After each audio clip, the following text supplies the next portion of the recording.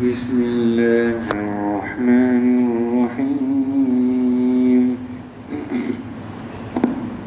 قد كان لكم آية في فئتين التقتا فئة تقاتل في سبيل الله وأخرى كافرة يرونهم مثليهم رأي العين والله يؤيد بنصره من يشاء إن في ذلك لعبرة لأولي الأبصار۔ تحقیق کے تمہارے سامنے ایک نمونہ ہے دو جماعتوں میں جب کہ وہ آپس میں بھڑ گئی۔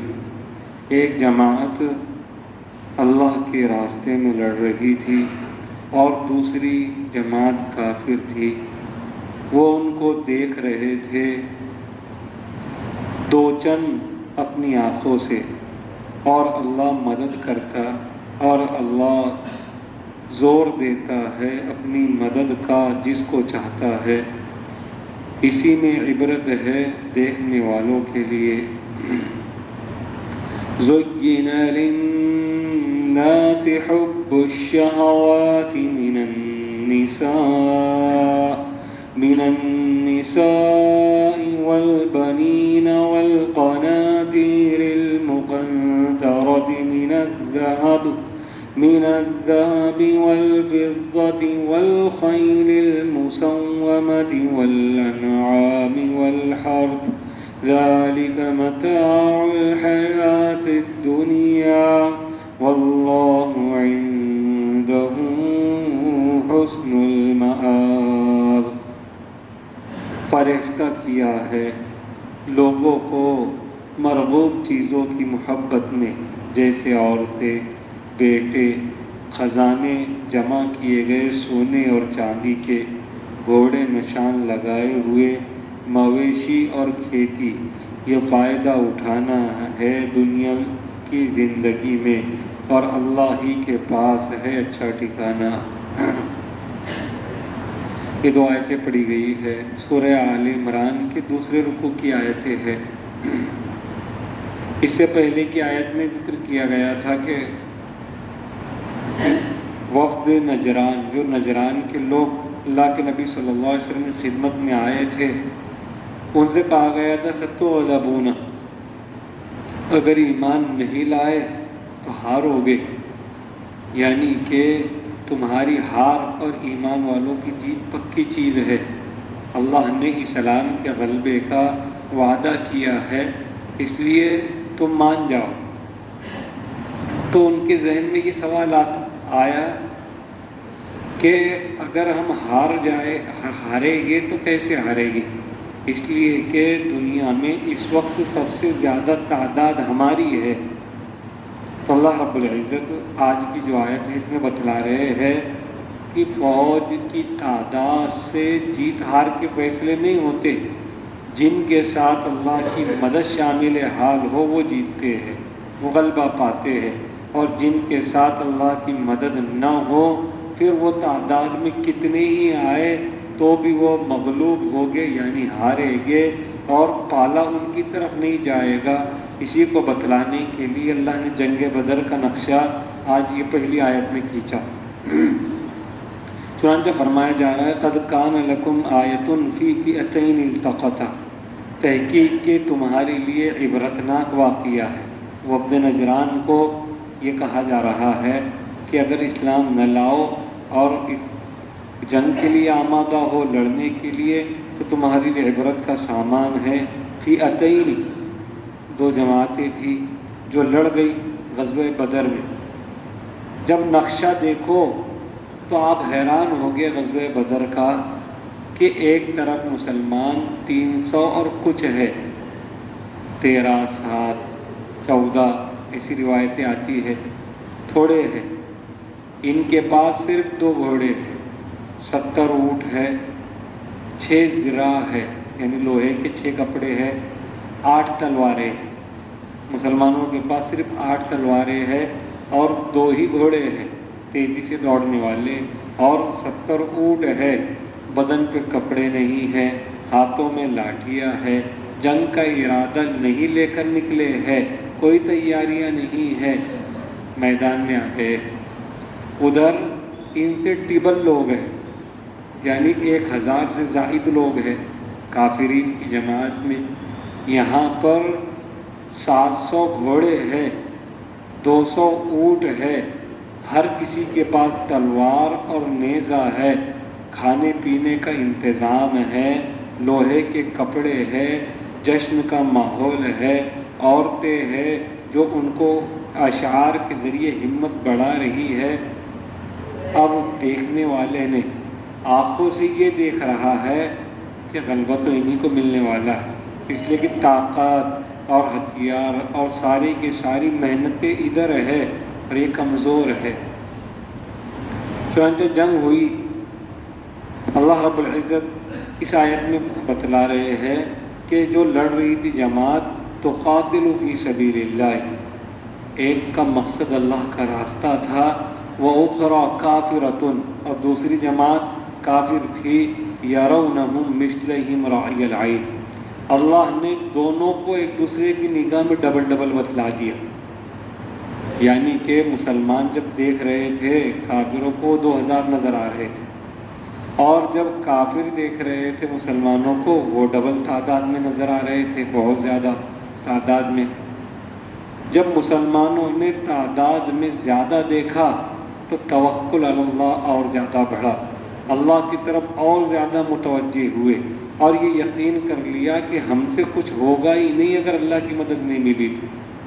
اور کافروں نے جب دیکھا تعداد میں کہ اتنے زیادہ ہے، اس لیے کہ اللہ ڈبل دکھلا رہے ہیں، بے اللہ کی طاقت ہے، اللہ کبھی ایک کو ایک دکھلاتے ہیں، کبھی انہی آنکھوں سے ایک آدمی 2 نظر آتے ہیں، وہ اللہ کی طاقت ہے۔ اللہ رب العزت نے تعداد بڑھا دیا، رأی العین، وہ اپنی آنکھوں سے مثلیہم ڈبل دیکھ رہے تھے، یعنی کہ زیادہ تعداد میں دیکھ رہے تھے۔ عمیر ابن وہب اجمی کافروں کا آدمی تھا، اس کو بہترین کپڑے پہنا کر گھوڑے پر دوڑایا مشرکین نے کہ تھوڑے سے لوگ یہ جو دکھ رہے ہیں جا کر چکر لگا کر آؤ، کہیں چھپا کر تو نہیں رکھا ہے کہ بعد میں آ کر پیچھے سے حملہ کریں گے، کہیں ایسے لوگ موجود تو نہیں ہیں۔ تو عمیر ابن وہب نکلا، گھوم پھر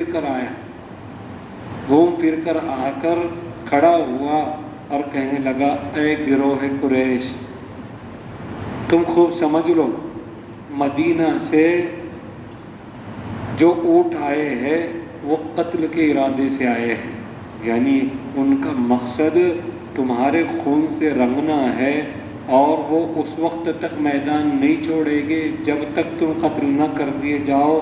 میں تمہیں بتا رہا ہوں کہ تم بہتر رائے قائم کرو اور کوئی واپسی کا ارادہ کرو، اس لیے کہ وہ تو اپنی جانوں کو ہتھیلیوں پر لے کر آئے ہیں، ان کے پاس سارا سامان نہیں، کچھ نہیں۔ بھائی ایک آدمی وہ ہے کہ جس کے پاس کھونے کو ہو تو وہ ڈرتا ہے، لیکن ایک وہ جس کے پاس کھونے کو کچھ ہی نہیں ہے تو وہ کیوں ڈرے گا؟ تو وہ اپنی جانوں کو ہتھیلیوں پر لے کر آئے ہیں، وہ ڈریں گے نہیں، مقابلہ کریں گے جب تک سارا بدر خون سے رنگین نہ ہو جائے، اس لیے تم رائے قائم کرو اپنی۔ لیکن مشرکین کے سردار زعم میں تھے کہ ہماری طاقت، ہمارا غلبہ، اس لیے اللہ رب العزت نے فرمایا واللہ یؤید بنصرہ من یشاء، اللہ رب العزت اپنا زور اپنی مدد کے ذریعے جس کو چاہتا ہے دیتا ہے، اس لیے اللہ نے مومنوں کو کے ساتھ دیا۔ ان فی ذلک لعبرۃ لاولی الابصار، اور یہ خطرناک واقعہ عبرت ہے ان لوگوں کے لیے جو مقابلے میں آنے کے لیے تیار ہے۔ یہ وفد نجران کی ہمت کو پست کیا گیا اس آیت کے ذریعے سے کہ یہ سوچنا نہیں کہ تعداد میں تم بہت زیادہ ہو تو تم آ کر مقابلہ کر لو گے۔ اس لیے وفد نجران جب لوٹا اللہ کے نبی صلی اللہ علیہ وسلم کی خدمت میں پھر ان سے واپس ہوا تو 3 آپشن اللہ کے نبی صلی اللہ علیہ وسلم نے ان کو دیے۔ پہلا آپشن یعنی پہلی شرط یہ رکھی کہ دیکھو یا تو اسلام قبول کر لو، اس لیے کہ تم جانتے ہو حق اسلام ہی ہے۔